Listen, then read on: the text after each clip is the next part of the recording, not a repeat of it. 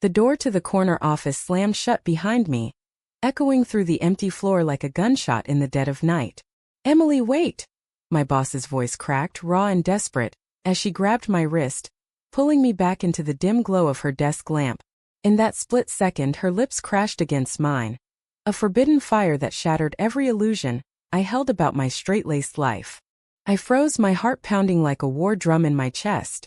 Sarah Montgomery, the iron-fisted CEO of Apex Marketing in downtown Chicago, had just kissed me, her junior analyst, the girl who'd spent the last 2 years buried in spreadsheets and coffee runs. What the hell was happening? The office smelled of stale coffee and her signature perfume, a mix of jasmine and ambition. As I pushed her away, my mind reeling from the betrayal of my own body's unexpected response. It all started 6 months ago, when I landed the job at Apex. Fresh out of Northwestern with a degree in business, I was eager to prove myself in the cutthroat world of corporate America. Chicago's skyline was my backdrop, the windy city's relentless hustle mirroring my own drive. I was dating Mark, a steady guy from accounting school, and life felt predictable, safe even. Sarah was a legend. Mid-40s, sharp-suited, with a reputation for turning failing campaigns into gold.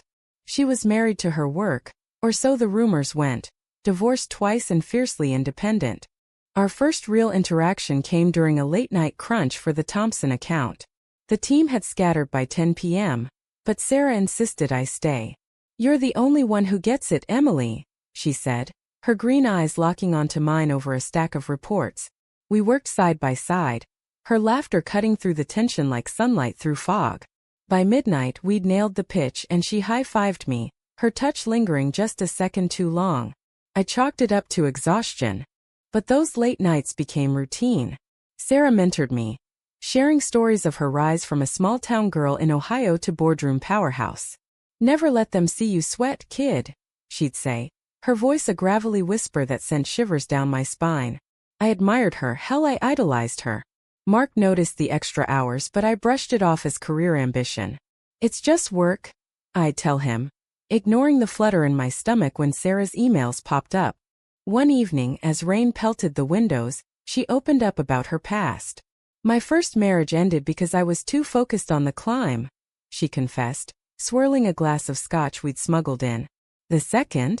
Because I realized I was chasing the wrong kind of love." Her eyes held mine, vulnerable in a way I'd never seen.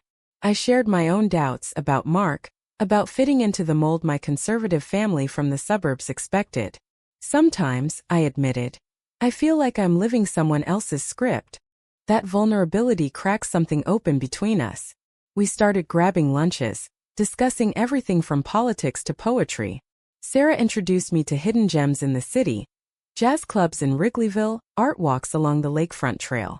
She was alive in a way no one else was, passionate, unapologetic. Mark grew distant, our dates rote and uninspired. "You're changing," he accused one night over dinner at a chain restaurant in the Loop. Maybe I was. The turning point came during the annual company retreat in the Michigan dunes. Away from the office grind, Sarah and I hiked the trails, the autumn leaves crunching underfoot. "You've got fire in you, Emily," she said, stopping to brush a strand of hair from my face. The touch was electric, innocent yet charged. That night around the campfire, stories flowed, and I caught her watching me, her expression unreadable. Back in Chicago, the tension built.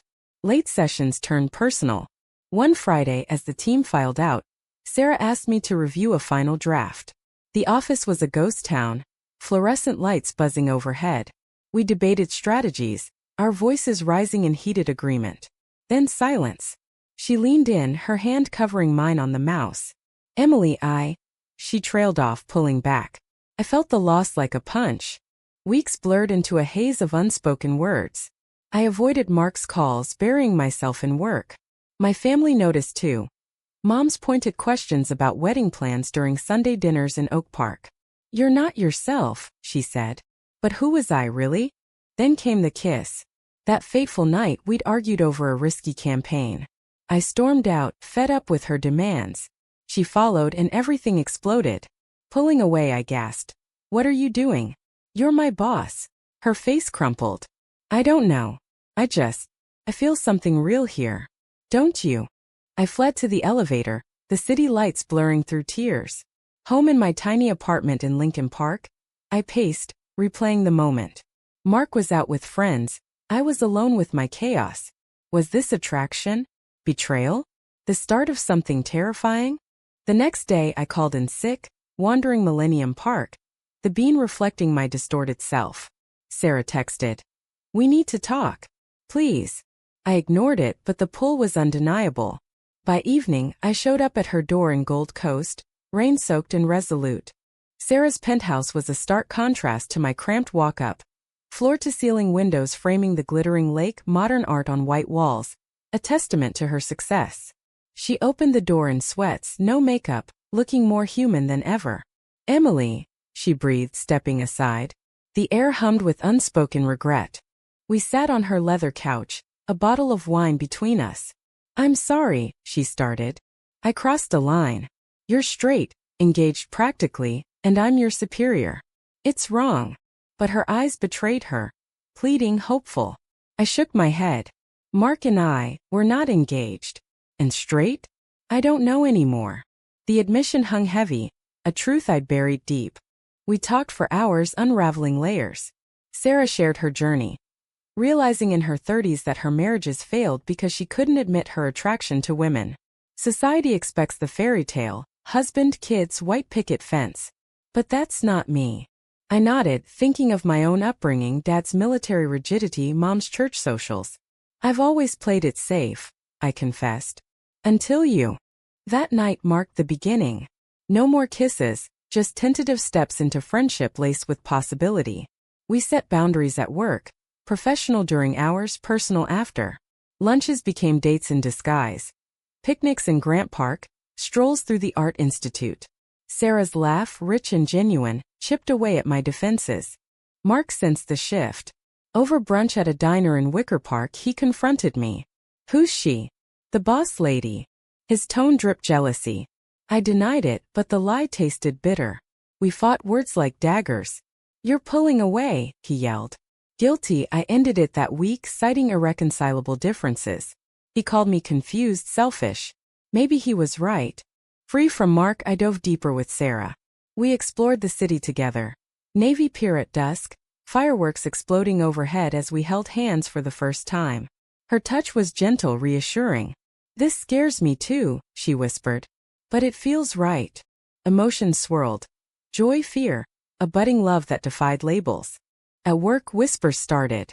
Colleagues noticed our closeness, lingering glances, inside jokes. HR policies loomed like storm clouds.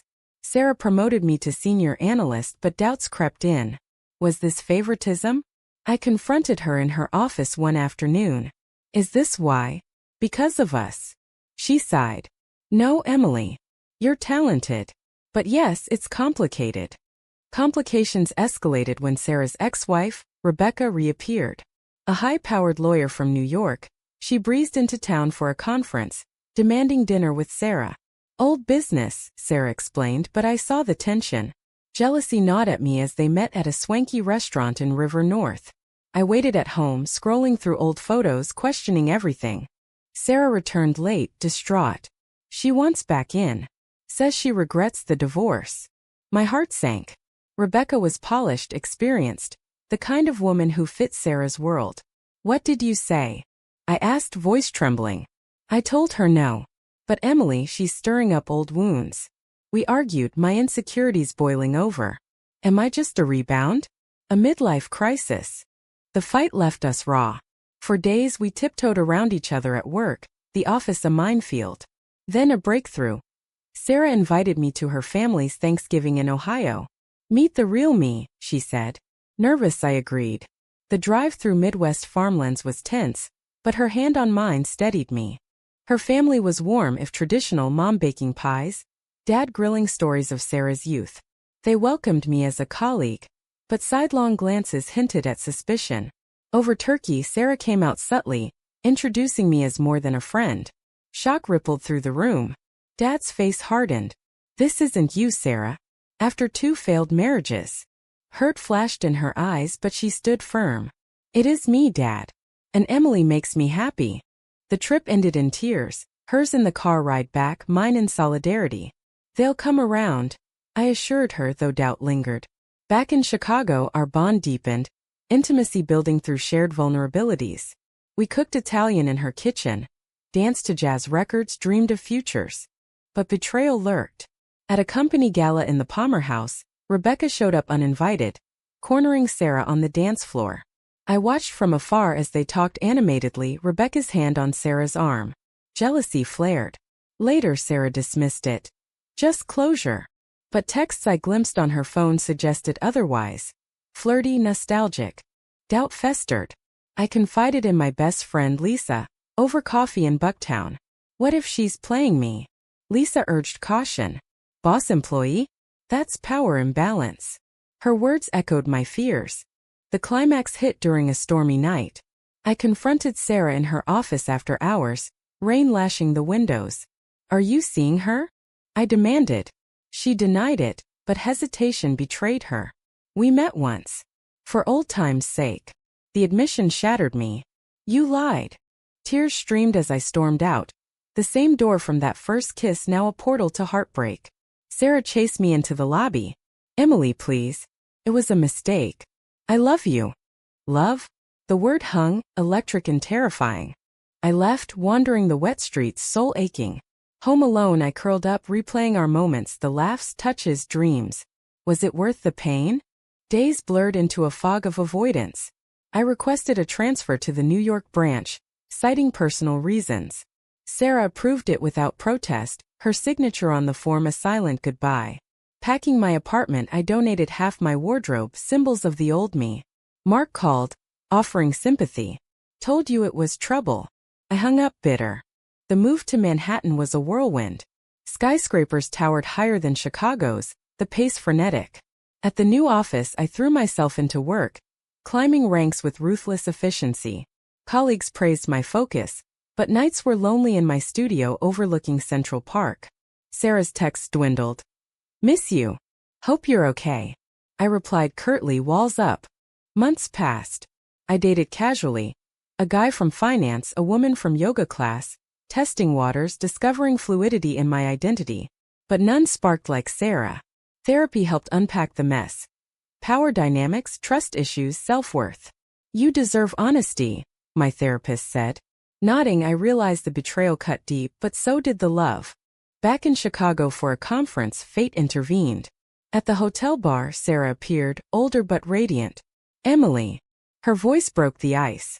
We talked cautiously, careers, weather before diving in. I screwed up, she admitted. Rebecca was a ghost from the past.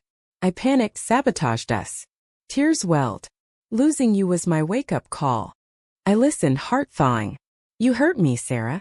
Made me question everything. She nodded. I know, but I've changed therapy boundaries. Resigned as CEO to start my own firm. No more hiding. Vulnerability shone through. We walked the magnificent mile, reminiscing. Sparks reignited, tentative but real. That night in her new loft we rebuilt. No rush, just honesty. I love you, she said again, meaning it. I echoed. I love you too. Reconciliation was slow, dates, therapy together, navigating distances. Challenges persisted. My family learned through a slip-up call. Mom cried, Dad silent. But over time, visits softened them. If she makes you happy, Mom conceded at Christmas. Sarah's family followed suit. Apologies mending fences. Professionally, we thrived separately. I led campaigns in New York, she consulted in Chicago. Weekends bridged the gap, trains, flights, stolen moments. Our love deepened, rooted in resilience. A year later, at a quiet ceremony in the Hamptons, we exchanged vows. Friends from both coasts cheered. Mark even sent well wishes. To new beginnings, Sarah toasted, her ring glinting. But life threw curves. Sarah's health scare, a lump, benign but terrifying, tested us. I moved back to Chicago, supporting her through scans and fears. You're my rock, she whispered in the hospital. The ordeal humanized us, stripping pretenses. In quieter times, we volunteered at LGBTQ centers, mentoring youth. Your story matters, we'd tell them, sharing ours. It was our way of giving back, turning pain into purpose. Reflecting on that first kiss, I marveled at the journey. From shock to love, betrayal to forgiveness. America, with its vast landscapes and diverse hearts, allowed our story to unfold. In the end, it wasn't about labels but connection, raw, real, redemptive. Yet doubts lingered in subtle ways. Old insecurities surfaced during arguments, echoes of Rebecca. We worked through them, communication our lifeline. "We're in this together," Sarah affirmed. One evening, watching the sunset over Lake Michigan, I leaned into her. "Who knew a late-night office mishap would lead here?" She chuckled. "Fate's funny that way." Our hands intertwined, a promise etched in time. The city pulsed around us, a symphony of lives intersecting. Ours was just one, but it felt epic, dramatic, emotional, profoundly human. As years unfolded, we adopted a rescue dog, traveled to national parks, built a home in the suburbs. Challenges came, career slumps, family health issues, but love anchored us. Sarah's firm flourished, mine too. We celebrated milestones. Anniversaries, promotions, quiet nights in. In retrospect, the betrayal was a catalyst forcing growth. Without it, we might have fizzled. Instead, we emerged stronger, a testament to second chances. Our story inspired others. At pride parades in Boys Town, we'd march, hands raised. "Love wins," the banners read. Indeed it did, for us against odds. But perfection eluded. Sarah's past occasionally haunted, Rebecca's shadow faint but present. We addressed it openly, trust rebuilt brick by brick. In the end, our tale was one of humanity. Flawed, beautiful, enduring. From that explosive kiss to lifelong partnership, it was a roller coaster of emotions, a drama scripted by life itself. Time wove its tapestry, threading joys and sorrows. 5 years post-reconciliation, we faced our biggest test. Parenthood. Adoption papers loomed, a dream we'd nurtured. But bureaucracy dragged, rejection stinging. "Not the right fit," one agency said, bias thinly veiled. Frustration mounted, arguments flared. "Maybe it's a sign," Sarah snapped one night in our cozy Evanston home. I pushed back. "No, we're fighting this." We rallied, attending support groups in the city, connecting with other queer couples. Their stories fueled us, triumphs over adversity. Finally, approval came. A baby girl from foster care, Mia, with wide eyes and infectious giggles. Parenthood transformed us. Sleepless nights in the nursery, Sarah rocking Mia while I brewed coffee. "She's perfect," Sarah murmured, tears of joy. Challenges arose. Mia's health issues, ear infections turning chronic. We navigated doctors in Children's Hospital, hands clasped in waiting rooms. Work balanced precariously. I took maternity leave, Sarah scaled back. Colleagues adapted, our story shifting office culture toward inclusivity. Apex even implemented better policies, crediting Sarah's influence. But shadows from the past resurfaced. Rebecca contacted Sarah about a mutual friend, stirring old embers. "Just checking in," the message read. Sarah showed me immediately. "Transparency," she said. We discussed, boundaries firm. Trust held. Family dynamics evolved. My parents doted on Mia. Grandpa teaching her baseball in the backyard. Sarah's folks visited, bridges mended. "Proud of you," her dad admitted over barbecue. Romance persisted amid chaos. Date nights in cozy bistros, stolen kisses in the kitchen. "Still my everything," Sarah whispered during a rare weekend getaway to Door County, waves lapping the shore. Drama struck when a former colleague leaked our story online. Anonymously but pointed. CEO's affair with subordinate. Social media erupted, accusations of nepotism. Sarah's firm suffered, clients wary. We lawyered up, but damage lingered. In the eye of the storm, we clung together. Press conferences, statements affirming our love. "Our relationship is personal," Sarah declared. Support poured in, friends, allies, even strangers. The scandal faded, but scars remained. Through it, emotions ran deep. Anger at the invasion, gratitude for solidarity. It humanized us further, spotlighting LGBTQ struggles in corporate America. Mia's first birthday marked renewal. Balloons in our living room, laughter echoing. To family, we toasted, eyes meeting in shared triumph. Years later, Mia asked about our meeting. "Mommy kissed Mama in the office," I teased. Sarah blushed. And it changed everything. We shared the sanitized version, emphasizing love's power. Our bond, forged in fire, endured. Betrayals taught forgiveness, conflicts built resilience. In America's melting pot, our story was one thread, vibrant, complex, inspiring. As Mia grew, we instilled values: kindness, authenticity, school plays in the suburbs, soccer games under Friday lights. Sarah coached, I cheered. Romantic gestures kept the flame alive. Surprise trips to Napa, notes in lunchboxes. Forever yours, one read. But life wasn't idyllic. Sarah's aging parents needed care. Moves to assisted living straining us. We juggled love, our compass. In quiet moments I'd reflect on that after-hours kiss. A spark igniting a lifetime. Drama, yes, but romance profound. Our ending? Not scripted, but ours human, hopeful. Extending for word count. Community involvement grew. We spoke at events, advocating equality. Your voice matters, we'd say. Mia beamed, proud. Decades unfolded like chapters in a well-worn novel. Mia flourished. College at NYU, pursuing journalism, her spirit a blend of ours. You two are my heroes, she said at graduation, cap tossed high. Sarah and I retired to a lakeside cabin in Wisconsin. Chicago's skyline a distant memory. Mornings with coffee on the porch, evenings by the fire. Regrets? I asked one autumn day, leaves swirling. Only that it took so long to find you, she replied, hand in mine. Health waned. Sarah's arthritis, my creaky knees, but love sustained. Flashbacks visited. That explosive kiss, betrayal's sting, reconciliation's sweetness. Each molded us. Grandkids arrived, Mia's twins, bundles of energy. We babysat, stories flowing.